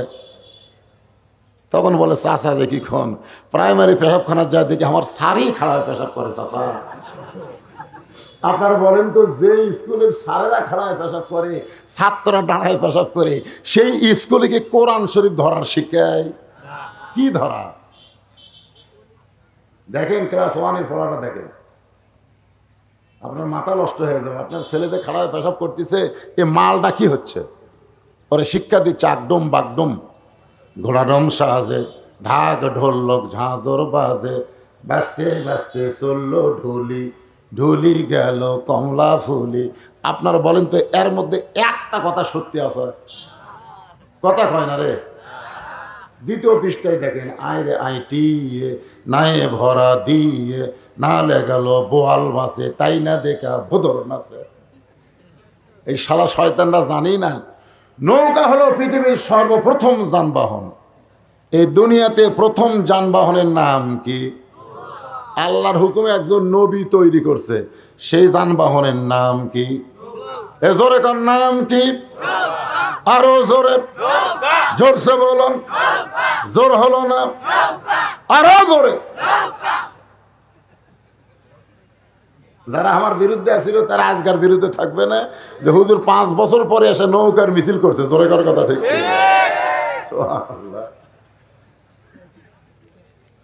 আসলে নৌকা নিয়ে কি বাজে মন্তব্য। আয় রে আয় টিয়ে নায়ে ভরা দিয়ে, না লেগালো বোয়াল মাছে। নৌকা যদি বোয়াল মাছে লিয়া যায় তাহলে ডানা বিকা। এগুলো শিক্ষার নামে আমাদের কোমলমতি মাসুম বাচ্চাদেরকে নষ্ট করা হচ্ছে। ধরে করার কথা ঠিক কিনা? আর হযরত আলী বলতেছেন, হোসাইন কোরআন ধরো। সঙ্গে সঙ্গে হোসেন কি বলতেছে? আমার শরীর ঠিক নাই। শরীর ঠিক নাই না কি বলছে? দেন এ মাদ্রাসার যারা বাচ্চা হতো, তুই কোন হাত পড়িস বাবা? খালি কোরআন শরীফ দিবার চান, দেন। কারণ এরকে পেশাব করা দেখলেও তো আত্মা শান্তি পায়। দেখবেন সকালে যখন পেশাব করতেছে, আমি মাদ্রাসার মহতামিম ডাক দিয়ে বললাম, এত কাশি পেশাব খানা, কাশের ওষুধ খেলেন হুজুর? হুজুর এটা আসল কাশ না হুজুর। এটা কি কাজ? বলে পেশাব নিংড়ানোর কাজ। পেশাব নিংড়াচ্ছে কাশ দিয়ে। পেশাব নিংড়ানোর পরে পানি খরচ করতেছে, অজু করতেছে। কে বাবা অজু কেন? আপনি জানেন, আপনি জানেন আমাকে, আপনি জানেন আমরা কোরআন শরীফ পড়ি হুজুর। এ কোরআন ধরবার গেলে লা ইয়ামুসসুহু ইল্লাল মুতাহহারুন, পবিত্র না হয়ে এই কোরআন স্পর্শ করা যাবে। তাহলে আপনার বাচ্চার হাতে একটা কোরআন শরীফ দেওয়ার, আমার প্রিন্সিপাল সাহেব যে কথা বললেন, মাদ্রাসা, এই মাদ্রাসায় যারা লেখাপড়া করে, বিশেষ করে আলিয়া মাদ্রাসায়, তারা হলো অলরাউন্ডার, অলরাউন্ডার। আর যারা হাই স্কুলে পড়ে জেনারেল শিক্ষা, এরা অলরাউন্ডার না। বাংলাদেশে 2টা ক্রিকেটারের নাম বললে আপনার বুঝবেন। একটা হলো মোস্তাফিজ, খালি বল করে, ব্যাটত গেলি ধরা খায়। আর একটা হলো সাকিব আল হাসান, ওই বলও করে, ব্যাটও করে, ফিল্ডিংও করে। ধরে খান কথা ঠিক কি না? আলিয়া মাদ্রাসায় যারা লেখা পড়বে তারা সব পারে। ইঞ্জিনিয়ার আছে, ডাক্তার আছে, সব আছে। আর যারা জেনারেল শিক্ষায়, এরা কোনোদিনও চাইলে ম্যাট্রিক পাস করলে আলেমে ভর্তি হওয়ার পারবে না, কিন্তু দাখিল পাস করে ইন্টারে ভর্তি হওয়া যাবে। ধরে কোন কথা ঠিক কথা কর না? আপনার সন্তানগুলোকে হাতে কোরআন দেওয়ার চেষ্টা করবেন। হযরত আলী হোসেনের হাতে কোরআন দিয়া এবার অন্দরমহলে ঢুকতেছে। কারণ মেয়ে বড় হলে বাবা ঢুকতে অনুমতি লাগবে, ছেলে বড় হলে মায়ের ঘরে ঢুকতে অনুমতি লাগবে। কিন্তু স্বামী যদি বইয়ের ঘরে ঢোকে তখন কোনো অনুমতি লাগবে? এই স্বামী যখন তখন বইয়ের ঘরে ঢুকতে পারবে না। হযরত আলী দরজা খুলে অন্দরমহলে যেই মাত্র তাকাইছে, তাকায় দেখে ফাতেমা বাম হাতে জাঁতা ঘুরায় আর ডান হাতে আল্লাহর কোরআন তেলাওয়াত করতেছে। সুবহানাল্লাহ। এই দৃশ্যটা খেয়াল করেন, এটা হযরত আলী দেখতেছে দরজার যায় যে ফাতেমা বাম হাতে কি ঘুরায়, জাঁতা ঘুরাইতেছে আর ডান হাতে আল্লাহর কোরআন তেলাওয়াত করতেছে। এই দৃশ্য দেখার পরে হযরত আলী মনে মনে কান্দার বলে, আল্লাহ, আমার ঘরে খাট নাই, পালং নাই, আমার ঘরে সম্পদ নাই, আমার ঘরে দুনিয়ার কোনো দৌলত নাই, কিন্তু আমি ভাগ্য গুণে এমন একটা বউ পাইছি যে বউটা আমার ভাঙ্গা ঘরটা যেন জান্নাত বানায়া দিছে। আপনারা তা ভুল কি মারা দেখেন তো, আপনার ম্যাডাম কি করতেছে? ম্যাডাম, এই পুরুষ মানুষেরা এশার নামাজ মসজিদে জামাতের সঙ্গে আদায় করলেন, আপনি নিয়ত করছেন বাড়িতে যা দেখবো আমার বউ যায় নামাজের উপর তসবিলিয়ে বসে আছে, কিন্তু বাড়ির দরজাতে আসতেই দেখেন আপনার ঘরের ভিতর থেকে হিন্দুদের পূজার বদলে লোকের বাঁচতেছে। আমি মুসলমান, আমার ঘরে হিন্দুর পূজার শব্দ কেন? যাই দেখেন আপনার প্রধানমন্ত্রী বউ স্টার জলসা জি বাংলা দেখতেছে। তাহলে আপনি কি বলবেন? আল্লাহ, আমার ঘরে খাট আছে, পালং আছে, সব আছে, কিন্তু এমন একটা বউ পাইছি, বউ পাওয়ার কারণে আমার ঘর জাহান্নাম হয়ে গেছে। জোরে কোন কথা ঠিক কিনা? আজকে আমাদের ঘর কি জান্নাত না জাহান্নাম? হযরত আলী জবান ফসকে বের হয়ে গেল, রব্বানা পড়েন, রব্বানা আতিনা ফিদ দুনিয়া হাসানাতাও ওয়া ফিল আখিরাতি হাসানা ওয়া কিনা আযাবান নার। জবান ফসকে বের হয়ে গেছে। সুবহানাল্লাহ। মানে ফাতেমার এই দৃশ্য, বাম হাতে জাঁতা ঘুরাই আর ডান হাতে কোরআন তেলাওয়াত করে, দৃশ্য দেখেই জবান ফসকে বের হয়ে গেছে। সঙ্গে সঙ্গে ফাতেমা জাঁতা ঘুরানো বন্ধ, কোরআন তেলাওয়াত করাও বন্ধ। জাঁতা ঘুরান বন্ধ করছে, কোরআন তেলাওয়াত বন্ধ করে দৌড়ে এসে বুড়া আঙ্গুলে ভর দিয়া হযরত আলীর কপালে একটা চুম্বন দিয়েছে। সুবহানাল্লাহ। আলী বলে, ফাতেমা জাঁতা ঘুরাও, কোরআন তেলাওয়াত করো, বাদ দিয়ে তুই আমার কপালে চুমা দিলে কেন? ফাতেমা বলে, আপনি কি করেন? স্বামী আছে আমার দরজাত, আর আমার কোনো আমল আছে? আমার কোনো আমল নাই, কোনো কাজ নাই, একটাই নেক আমল হলো স্বামীকে খুশি করা। ধরে কেন? সুবহানাল্লাহ। সঙ্গে সঙ্গে হযরত আলী ফাতেমার এই যে দুই কপাল, ফাতেমার কপালের ভুরুর মাঝখানে একটা চুমা খাচ্ছে। আল্লাহ রাসূল বলেছেন, বাপমার মুখের দিকে তাকালে শুধু কবুল হজের সওয়াব না, বইয়ের দুই ভুরুর মাঝখানে একটা চুমা দিলে একটা হজের সওয়াব। ধরে কেন? সুবহানাল্লাহ। এই সুবহানাল্লাহ কারা বলতেছেন? যারা বিয়ে করছেন তারা করেন। এই 14 ফেব্রুয়ারি আবার এটা পালন করবে তাই না? আমাদের খেয়াল করছে না? যে তাকান, এই যে এই জায়গার চুমা খেলে হজর সব। কোন জায়গা? আমি শতকরা 100 জন লোককে বলছি যে ভাইজান তোমার বইয়ের ভুরু কিরকম? তো বলে, হুজুর আমি তো খেয়াল করি, মানে আজ পর্যন্ত চুমাই খাইনি। চুমা খাবার গেলে তো ভুরুর কথা খেয়াল হবে। জোরে করার কথা ঠিক কিনা? আজকে থেকে আমল করবেন, হজের সওয়াব পাবেন। কিন্তু আপনারা আমল করতে চাইলে কি হবে? আমার মায়েরা বলবে, হুজুর এ আমল করার কথা বলবেন না, এরা এমন বিড়ি খাওয়া খায়, ঘরের মধ্যে ঢুকলে মনে হয় ভোগরা পানা ঢুকছে, চুমা খাবার গেলে তো আমার বমি হয়ে যাবে। আমার মায়েরা যারা পর্দা আছেন একটু শোনেন। মা, পুরুষের 1 নম্বর নামাজ, নারীদের 1 নম্বর হচ্ছে পর্দা। আমি সেই পর্দার উপর ওয়াজ করতেছি। আর যদি 10 মিনিট লাগে সমস্যা আছে? তারপর অথবা সাওবিল হক, হ্যাঁ, অথবা সাওবিল হক বোঝেন? সূরা আসরের 3 নম্বর পয়েন্ট কি? মাইকের সাউন্ড আমার এরকম হলো তাই বাবা? না, সাউন্ড বাড়া দিলে হবে না, বম বম করলে কিছুই বুঝবেন না। এখন তাও বুঝতেছেন। অথবা সাওবিল হক, এই বাংলাদেশে একজন ছিল আজিজুল হক, তার বেটা মামুনুল হক। কুল জাল হক জাহাকাল বাতিল ইন্নাল বাতিলা কানা জাহুক। অর্থাৎ সাওবিল হকের উপর আমি একটা ঘড়ি ধরে 15 মিনিট ওয়াজ করবো, শরীর গরম হবে ইনশাল্লাহ। কিন্তু আমার মা বোনেরা যদি বেপর্দা হয়, এই মা বোনদের পেট থেকে যে মালটা দুনিয়াতে আসবে, যতই ওয়াজ করেন এরা হকের পথের কর্মী হবে না। জোরে কোন কথা ঠিক কিনা? এই যে মা বোনদের পর্দানিশী হওয়া লাগবে। অধিকাংশ বাচ্চারাই তো সিজার করা। আপনার বলেন তো পর্দানিশী কোনো নারী সিজার করে? আপনি দেখবেন না। আমার এলাকার কোনো মেয়ে পর্দার মধ্যে থাকে, ওই মেয়ে সিজার করে না। ডাক্তারের বউকে আমি কোনোদিন সিজার করতে দেখিনি। আমার এলাকার ডাক্তারের বউ সিজার করে না। দুটা সন্তান হতো, ডাক্তার সাহেব কেমনি হলো, নর্মালে হতো। তো সিজার কন কি হতো? আল্লাহ নর্মালি সব মাকেই বাচ্চা দেবে, কিন্তু মায়েরা অধৈর্য হওয়ার কারণে ডাক্তারের কাছে যায়। ডাক্তার চেক আপ করে মিথ্যা কথা বলে, বেকা হয়ে আছে, তেড়া হয়ে আছে, এগুলো কিছুই না।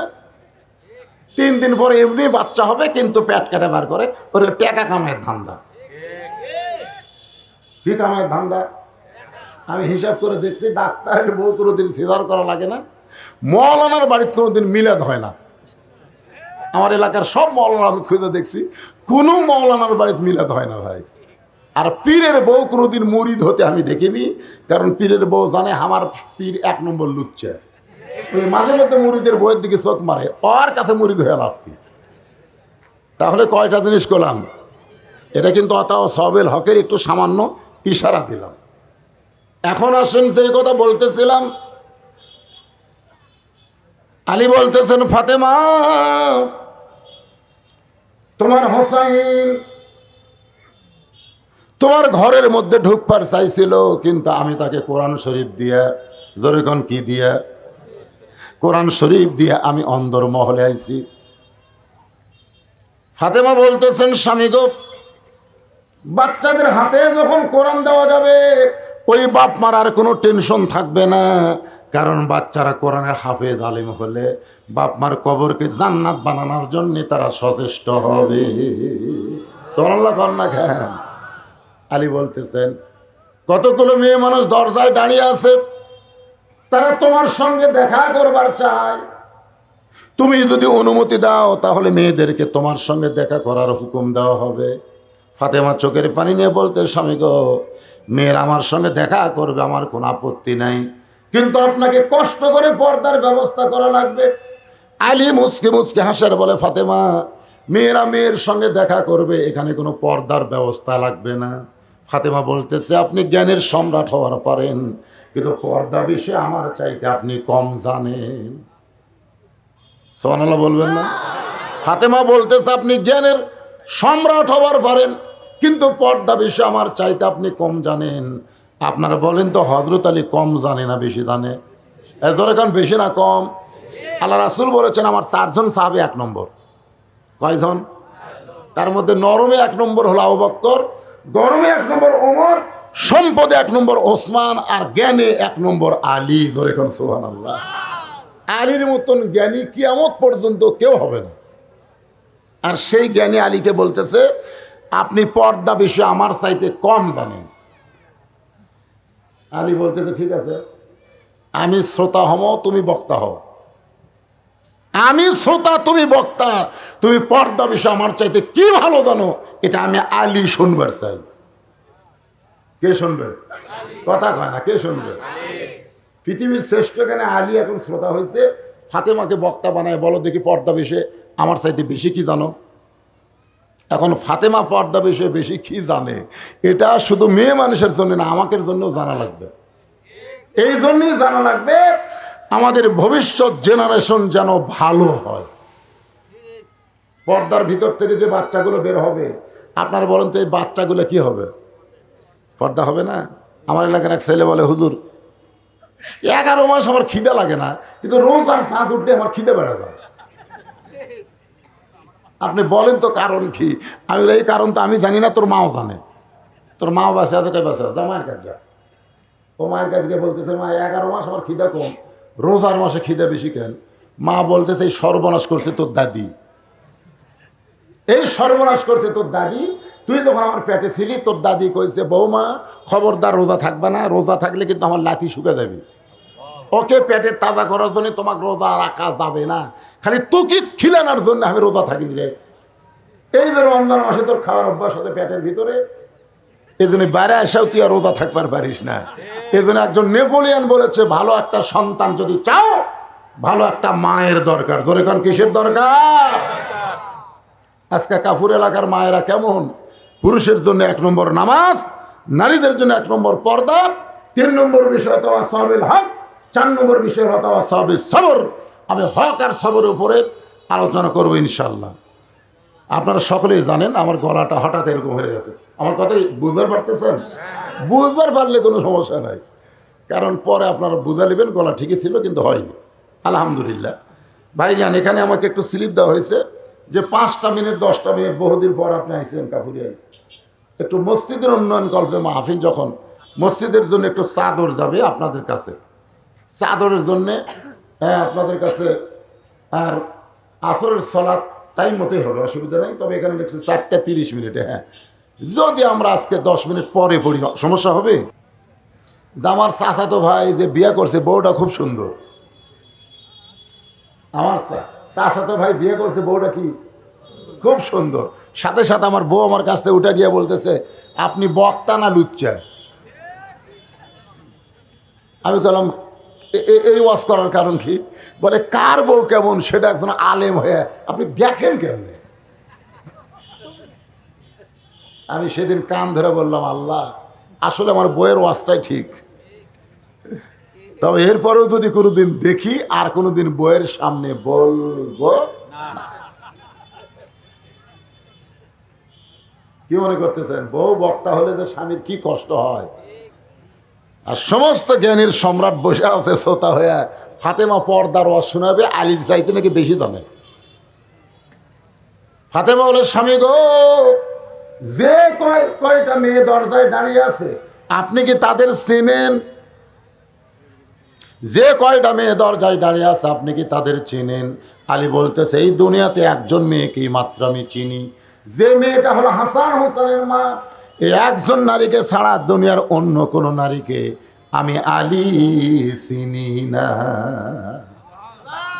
ফাতেমা বলতেছে, তাহলে যে কয়টা মেয়ে দরজায় দাঁড়ায় আছে তার মধ্যে একটা যদি বেপর্দা নারী থাকে, যে কয়টা মেয়ে আমার সঙ্গে দেখা করার জন্য দরজার দাঁড়া আছে তার মধ্যে একটা যদি বেপর্দা থাকে, কয়টা?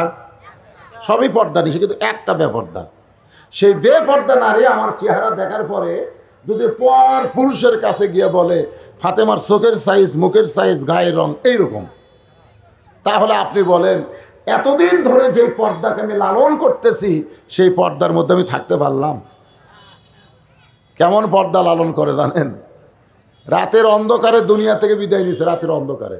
আবার রাতের অন্ধকারেই তাকে জান্নাতুল বাকিতে দাফন করা হয়েছে, রাতের অন্ধকারে দাফন করার পরে হযরত আলী আল্লাহকে বলতেছে, আল্লাহ, আমার হাসান হোসেনের মাকে তুমি কবুল করো, আমার ফাতেমাকে তুমি কবুল করে নাও। এই দোয়া করে তাকায় দেখে সামনে কয়েকটা পুরাতন কবর, এই মাত্র ফাতেমার কবর দিয়েছে, সেই কবরই নাই। আলী কয়, কে রে, এখনই কবর দিলাম। সেই নতুন কবর গেল কোন জায়গায়? গোটা জান্নাতুল বাকি দৌড়ায় আর বলে, নতুন কবর, ফাতেমার কবর, ফাতেমার কবর। কে যেন দূর থেকে ডাকতে বলে, আলী রে, আমার ফাতেমা পর্দা নিশি, আমি আল্লাহ জোহরা ডিগ্রি দিয়া ফাতেমার কবরটাকে কিয়ামত পর্যন্ত পর্দা করেছি। এখন মায়েদের বলবো, যে ফাতেমা কবর পর্দা হয়ে গেছে সেই ফাতেমা জান্নাতের আইদের নেত্রী হবে, তার সিগনেচার ছাড়া একটা মেয়েও জান্নাতে ঢুকবার পারবে না। মায়েরা শোনেন, নামাজ পড়েন, রোজা করেন, হজ করেন, আর যাই করেন, 1 নম্বরে পর্দা। 1 নম্বর কি? আর পুরুষের 1 নম্বর কি? এই দুটা হচ্ছে ও আমিরুস সলেহার ওপরে আজকের আলোচনা। এখন 3 নম্বর, একজন 500 টাকা দান করছে, আল্লাহ দানকে কবুল করেন। মায়ের জন্য দোয়া চাই, আল্লাহ মায়ের কবরকে জান্নাত বানায় দেন। এবার চলে আসেন অতাওয়া সাওবিল হক। অতাওয়া সাওবিল হক কি বুঝলেন? হাজার হাজার মানুষ খাওয়া দাওয়া করতেছে, হাজার হাজার মানুষ খাচ্ছে, ইতিমধ্যে সাইড দেখ পাগলা যাচ্ছে আর বলতেছে, মানুষ নাই রে, মানুষ নাই, মানুষ নাই। সমস্ত লোক যারা খাচ্ছে তারা খালি হাসতেছে, পাগলে কেনা খায়, ছাগলে কেনা খায়। কিন্তু একটা মানুষ চিন্তায় পড়ে গেছে, কে আমরা এত মানুষ খাওয়া দাওয়া করি আর এই কয় মানুষ নাই, তাহলে আমরা কি? এই হক কথা একটু খেয়াল করবেন। মাশাআল্লাহ, অনেকগুলো টাকা দিয়েছে রে ছোট্ট মানুষের হাতে। 5,000 টাকা দান করেছে আল্লাহ। মোহাম্মদ আব্দুল্লাহ আল আরাফ জায়দার, আব্দুল্লাহ আল আরাফ জায়দারের হাতে 5,000 টাকা দান করে আল্লাহ বাচ্চাটাকে কবুল করেন, ইমান ইসলাম ইসলামের জন্য কবুল করেন। আল্লাহুম্মা আমিন। বাপ মার মন কলিজাকে আল্লাহ বাচ্চার কারণে জুড়ে দেন, জোরে করে আমিন। কি বলতেছিলাম, সবাই হাসতেছে আর বলতেছে পাগলে কিনা কয় ছাগলে কিনা খায়, এ পাগলা কি কয়। কিন্তু একজন লোক চিন্তা করে না, তো খাওয়া দাওয়া বাদ দেওয়া পাগলার কাছে গেছে, যা বলতেছে ভাই তুমি যে কইলে মানুষ নাই মানুষ নাই, তাহলে আমরা হাজার হাজার মানুষ খাচ্ছি, আমরা কি? তখন পাগলা বলছে খালি তুই কয়ে দেখ, তাহলে তুই বল মানুষ নাই মানুষ নাই, এখনই পিটন খাবি। কিন্তু আমি বলতেছি হক তো পিটে না, কারণ পাগলা। তখন বলে না ভাই খাওয়া দাওয়া বাদ দিয়ে যাচ্ছি, এ কথা শোনার জন্য না। তাহলে কি করবে? আপনি কেমনে কইলেন মানুষ নাই? তো বলতেছে আমি কেমনে কইলাম মানুষ নাই, এটা শুনলে হবে না, এটা দেখা লাগবে। তো দেখবার যদি চাস তো সাইডে চ। তো পাগলা সাইডে যা বলতেছে দেখ, তবে হাত আলগা করছে, বগলের তল দিয়ে তাকায় দেখে 15-20 জন মানুষ, বাদ বাকি সব শিয়াল কুত্তে। তবে ভাই কি দেখলাম, কি দেখলাম? চুপ, যা দেখছিস বলিস না, বললেই পিটন খাবো। কি দেখলাম? যা দেখছস দেখছস বলিস না। দেশাইলো কলিকাল, ভেড়া সাটে বাঘের গাল। সবাই বলেন দেশাইলো কলিকাল, ভেড়া সাটে বাঘের গাল। আসল কথা বললে তোমায় জেলে দিবে রে, আসল কথা বললে তোমায় ফাঁসি দিবে রে। বুঝবার পারছেন? দেশাইলো কলিকাল, ভেড়া সাটে কার গাল?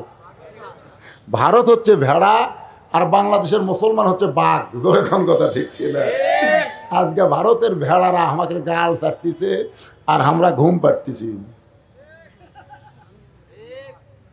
এখন এই বাঘ আর ভেড়ার কথা যদি আমি বলি, তাহলে হয়তো আমাকে আর শেরপুর ওয়াজ করবারে দিবি না। এই 26 তারিখের ঘোষণায় থাকলো, কিন্তু হয়তো অনুমতি দিবি না। জোরে কোন কথা ঠিক কিনা? এই জন্য হক কথা ইশারার দ্বারা, অ্যাঙ্গেলের দ্বারা যা পারি আজকে বলে যাই, ওই জায়গা ঠিক মতো বললেই হবে। জোরে কোন ঠিক কিনা?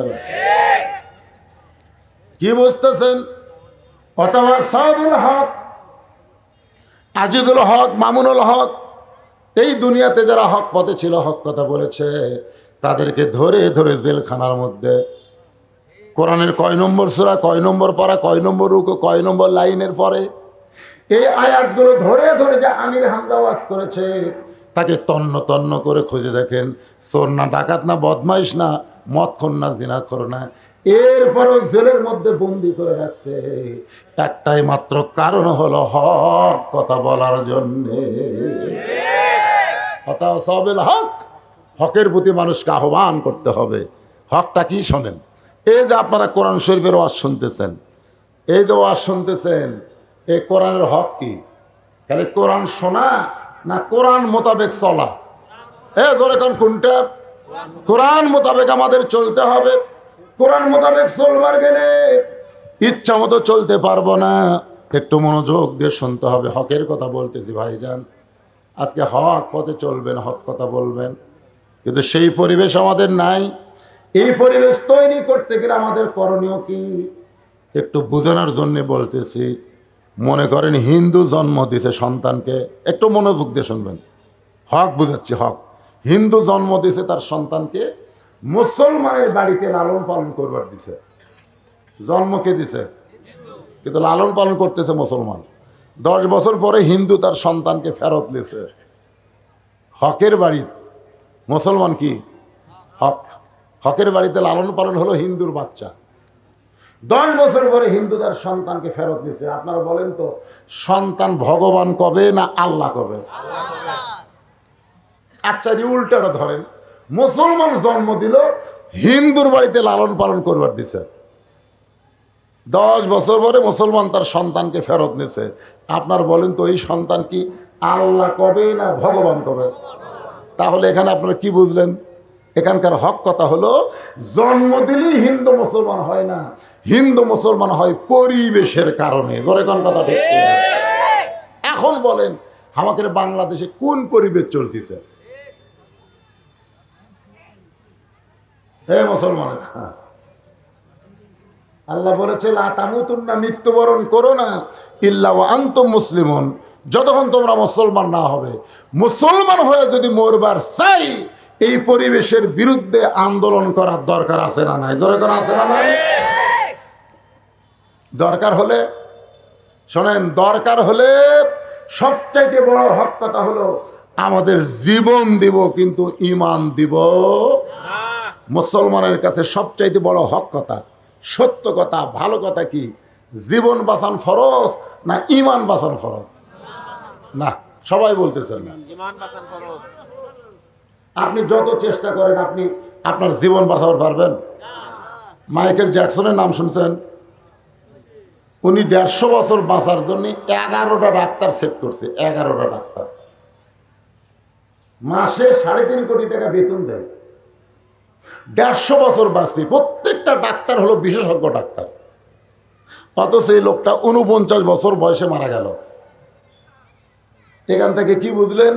আমি আপনি যতই চেষ্টা করি, হক কথা হলো আমার জীবন আমরা বাঁচাবার পারবো, কিন্তু আমরা চেষ্টা করলে আমরা আমাদের ঈমান বাঁচাবার পারবো ইনশাআল্লাহ। তাহলে এখন আপনারা বলেন কোনটা চেষ্টা করবেন? যেটা পারবেন না, না যেটা পারবেন? বাংলাদেশে আমরা কোনটা চেষ্টা করতেছি? চিন্তা করে দেখেন। আমরা এ ভাই মাইকেল ভাই, তোর দুটো পাও ধরি ভাই, সামনে আগে যেমন ছিল তেমন যেত, হঠাৎ এ চঞ্চল করতেছে। হ্যাঁ শোনেন, আমি কি একটা বার বলছি মাইক খারাপ? আমি কি কখনো বলছি? একটা বারও বলিনি, কারণ এইটা আমার ওয়াজের জীবনে রেকর্ড নাই যে আমি কোনোদিন মাইক গলার দোষ দিই। আর আমার গলা খারাপ রে পাগলা, তুই যতই ভরম দে কাম হবি। 26 তারিখে দেশ তোর মাইক যদি লাই। সোনাউল্লাহ কয়েকদিন আগে দুনিয়া থেকে বিদায় নিয়েছে। তার রুহের মাগফিরাতে 1100 টাকা দান করেছে আল্লাহ। সোনাউল্লাহর কবরকে জান্নাত বানায় দেন, জোরে বল আমিন। অথবা সওয়াবিল হক, আমি হকের কথা বলতেছি, আপনার কি শুনতেছেন মনে হচ্ছে? তাহলে সত্যি করে বলেন, যতই চেষ্টা করি বাতিলের সঙ্গে আপোষ করে আমরা কি আমাদের জীবন বাঁচাবার পারবো? বর্তমানে আমরা কার সাথে আপোষ করছি? কথা কয় না। আমার বউ পর্যন্ত আমার কান গরম করে দেয়। আমি এই জন্য বলি না কোথায় ওয়াজ করে যাচ্ছে, আর বলি না। যদি আজকে বউকে বলতাম শেরপুর যাচ্ছি, আমার বউ কিন্তু আমার 2 পা চাপে ধরে বলতো দরকার নাই, দরকার নাই। আমি কি হবে? বলে পুলিশ ধরবে, র্যাব ধরবে। আমি বইয়ের কবলে চুমাতে বললাম, পুলিশ ধরা র্যাব ধরা এটা হক কথা না। হক কথা হলো আমাকে আজরাইল ধরবে। জোরেকার কথা ঠিক? আপনার বন্ধু সত্য কি? পুলিশ ধরা, র্যাব ধরা না আজরাইল ধরা? আমরা বাংলাদেশে কোন ধরার চিন্তা করতেছি? ঈমান থেকে বলবেন কোন ধরা? 2 মহিলা দোয়া আছে, অনেকগুলো টাকা করছে দান। আল্লাহ মায়েদের দানকে আল্লাহ আপনি কবুল করেন, সকলে বলে আমিন। অথবা সওয়াবিল হক, হকের প্রতি মানুষকে বলতে হবে। এই জন্যে কথাগুলো একটু মনোযোগ দিয়ে শুনবেন। আমাকে দেখি বলতে তো হুজুর অমুকের ফাঁসি হলো, অমুকের ফাঁসি হলো, অমুকেরও ফাঁসি হবে। আচ্ছা, এই কথা যে বলতেছে অমুকের ফাঁসি হলো, অমুকের ফাঁসি হলো, অমুকের ফাঁসি হবে, ওই সময় হক কথা কি? ওই সময় হক কথা হলো অথবা সওয়াবিল হক, হক কথা হলো ওর হাত ধরে আমি বললাম ভাইজান তোমারও মৃত্যু হবে। যেই বলছে তোমারও মৃত্যু হবে, চুপ করছে, চমকে উঠলে কেন? আরে পাগলা, ফাঁসির তারিখ আছে রে পাগলা, কিন্তু মরার কোনো তারিখ নাই। ধরে কোন কথা ঠিক না? আপনারা বলেন তো ফাঁসির তারিখ নাই? তারিখ ছাড়া একটা ফাঁসি আছে? অমুক তারিখে ফাঁসি হবে। যেদিন ফাঁসির তারিখ হবে সেদিন থেকে ফাঁসির আশায় মনে গান কবি, গান কবি, কোরআন শরীফ পড়া নাও জানলে যে কটা সূরা মুখস্থ আছে সেটা বেশি বেশি আমল করবি। ধরে কর ঠিক কিনা? নামাজ পড়বি, কানবি, তওবা করবি, পারলে কোরআন শরীফ পড়বি। ফাঁসির দড়ি যখন গলার দিবি তখন কলমা পড়তে পড়তে তার ফাঁসি কার্যকর হবে। রাসূল বলেছেন কোনো ব্যক্তি সারা জীবন যদি পাপ করে আর মরার সময় কলমা উচ্চারণ করে যদি মারা যায়, এক কলেমা উচ্চারণের কারণে আল্লাহ তার যাবতীয় পাপ মাফ করে দেন। কিন্তু মরার আসামির কোনো তারিখ আছে? তুই যে ফাঁসি নিয়ে চিন্তা করতেছিস তোর মৃত্যু হবে কবে? কয় হুজুর আমি তো জানি না। তো জানিস না, যেটা জানি তারিখ সেটা নিয়ে চিন্তা করিস, যার তারিখ জানা নাই সেটার কথা মনে পড়তেছে না। ও বলতেছে হুজুর আজ থেকে আমি কান ধরে তওবা করলাম, ফাঁসির আসামির চাইতে মরার আসামি বড়। এটাই হলো হক কথা, এটাই হক কথা। ফাঁসির আসামি বড় না, মরার আসামি বড়। জোরে কোন কথা ঠিক? জাত সাকারাতুল মাউত হক। আমরা যারা এখানে বসে আছি আমাদের সকলের মৃত্যু আছে না নাই? জোরে কোন আছে না? ওয়াতাওয়াসাউ বিস-সবর। হকের আলোচনা করার পরে ধৈর্য ধারণের কথা বলার কথা আল্লাহ কোরআনে বলেছেন। একটু মনোযোগ দিয়ে শুনবেন, বিরক্ত হচ্ছেন। এবার প্রথম বাচ্চা হবে, প্রসব বেদনা যখন শুরু হয়েছে, ওইকে আগে থেকে অভিজ্ঞতা আছে? এই প্রসব বেদনা শুরু হয় নাভির থেকে। এই নাভির থেকে বুকের দিকে ওঠে, মরে গেলাম, বিষ খাবো, গলা দড়ি দেব, এতই চিল্লাচিল্লি করতেছে। মানে বিষের ঠেলায় মরে যাবি, গলার দড়ি দিবি, বিষ খাবি। দাদি নানি দৌড়ে এসে দরজা বন্ধ করে দিয়ে বলে, এই পাগলি একটু করে কি বলিস? আর পারতিস না দাদি, এত কষ্ট। দাদি বলতে সন্তান নিবি আর কষ্ট সবই না, সব এর জোর করে শোয়া ঠান্ডা পানির মধ্যে নরম কাপড় চুপড়ায় আর কপালে দিয়ে বলতেছে দাঁতের উপর দাঁত দিনকে দাঁত দে, যতই কষ্ট কি ধৈর্য ধর। ওর খুবই কষ্ট হচ্ছে, কিন্তু সুন্দর একটা সন্তান পাওয়ার আশায় সন্তান বের করেছে, প্যাঁ প্যাঁ করে সন্তান কাঁদতেছে, মা বেহস হয়ে গেছে। মানে এত কষ্ট, কষ্টের ঠেলায় মা বেহস। বাচ্চাকে গোসল করে এনে যখন মায়ের বুকে দেয়, মা কিন্তু আর বেহস নাই, বাচ্চার পরশে হুঁশ আল্লাহ ফিরে দিচ্ছে। বাচ্চাকে বুকের মধ্যে নিয়ে কপালে চুমা খায়, মুখে চুমা খায়। দাদি নানি বলে লাঠি দিয়ে ফেলে দেওয়া হবে, যে তোকে এত কষ্ট দিয়া বের হলো তাকে চুমা খাস না, লাত্তি মার, তাকে লাত্তি মার, বের করে দে, তোর বুকের উপর রাখিস না। মা তখন বলে দাদি, ও দাদি, ও দাদি শোনেন দাদি, এক বুকত লেওয়ার সাথে সাথে আমার এইগুলো কষ্টের কথা মনেই নেই। আজকে যারা জেলে আছে, জুলুমে আছে, রিমান্ডে আছে, ফাঁসিতে গেছে, অনেক কষ্ট করেছে এই কোরআনের ওয়াসনা, কোরআনকে বাংলাদেশে গালিব করার জন্য। ধরে কোন কথা ঠিক কিনা? কোরআনের সমাজ দেখার জন্যে অনেক কষ্ট এখনো মানুষ করতেছে। ধরে কোন ঠিক কিনা? প্রসব বেদনার চাইতেও বেশি কষ্ট। দাঁতের উপর দাঁত দিয়ে দেখেন, আমি ওয়াজ করে শেরপুর পার হচ্ছি, আমি বাড়িতে যাবো, আমার বউ বলতেছে এখন আপনি কোথায় আছেন? আমি বললাম ধুরুট মোড়ে। কই বাড়ির যেন আসেন না? আমি বললাম কই 11টা থেকে পুলিশ খুঁজতেছে, বাড়ির আশেপাশে পুলিশ ঘুরতেছে, আপনি আসেন না। চিন্তা করছেন যে আমি এই রাত্রে কোথায় যাব? আমি এক রাস্তাত অচেনা রাস্তাত গাড়ি থুইয়া, আমার গাড়ির মধ্যে কম্বল আসার ব্যালুস লিয়ে আলুর বাগুরের মধ্যে ফজর পর্যন্ত ঘুম পায় না।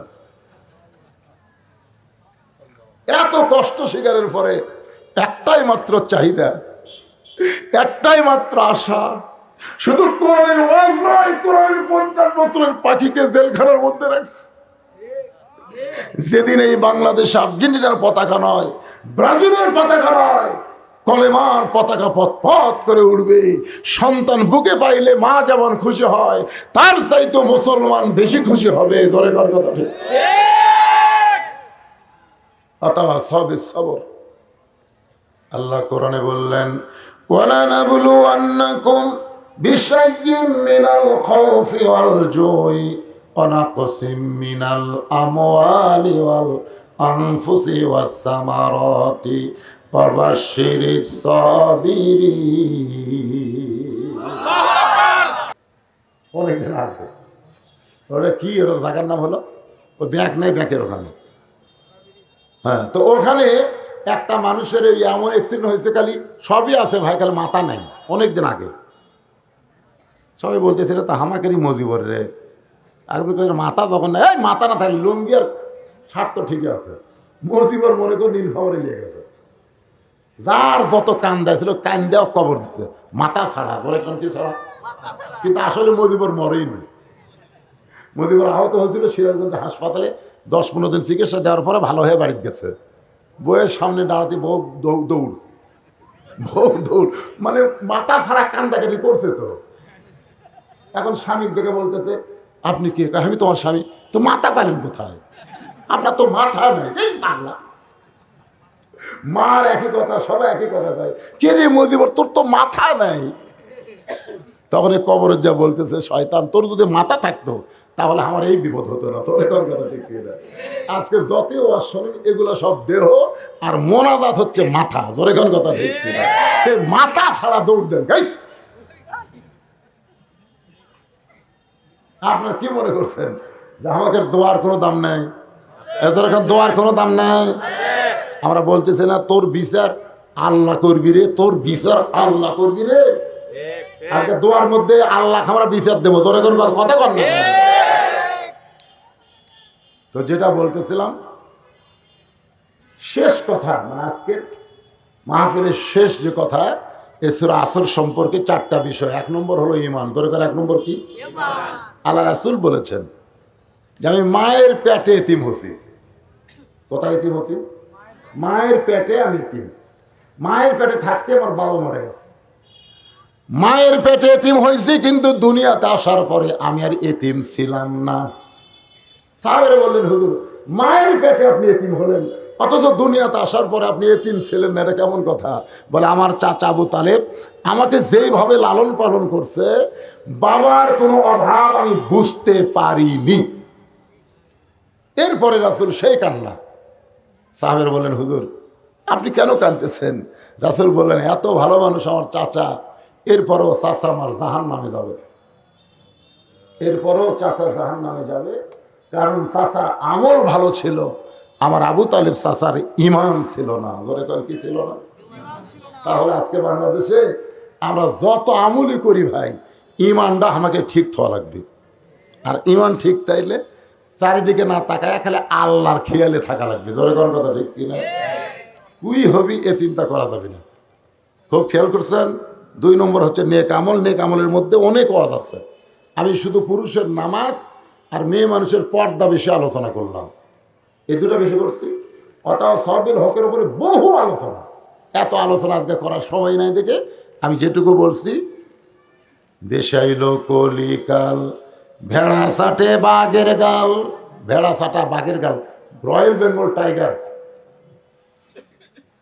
আসল কথা বললে তোমায় জেলে দিবে রে।